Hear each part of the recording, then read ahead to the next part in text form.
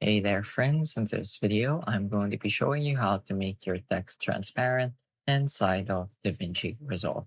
So this is great if you want to, for example, make a watermark, or maybe you just want to add some subtle text to your videos. So I've already got a text plus box here in my timeline. If you don't already have one, just go ahead and go to the effects tab, type in text in the search bar underneath Resolve effects, and you should be able to see text plus.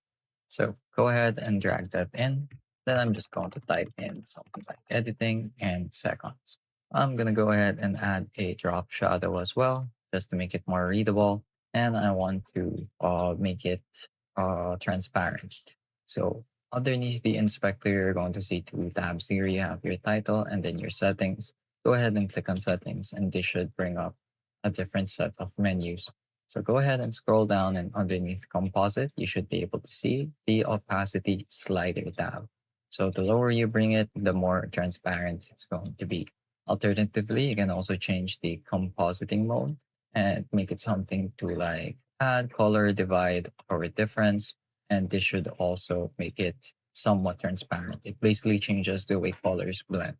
So when I make transparent text, something I also like to do is I like to set it to something like screen or maybe overlay. And that just makes it that changes the properties of the colors a little bit. So for example, if I set it to overlay, as you can see, it follows the darkness a bit better. So the shadow around the start of the text is a lot darker compared to the shadow near the end of the text. So that's another thing you can think about. You can also tinker with it just a bit more and see what does which. Hey guys, quick one before we continue. You see, my team and I publish easy to use step-by-step editing tutorials to help you get things done every single day. And so if you're finding this video useful and would like to learn more, I would really appreciate if you go ahead and hit that subscribe button to show some support, give this video a like, and of course, so that you'll never miss out when we release videos coming out every single day.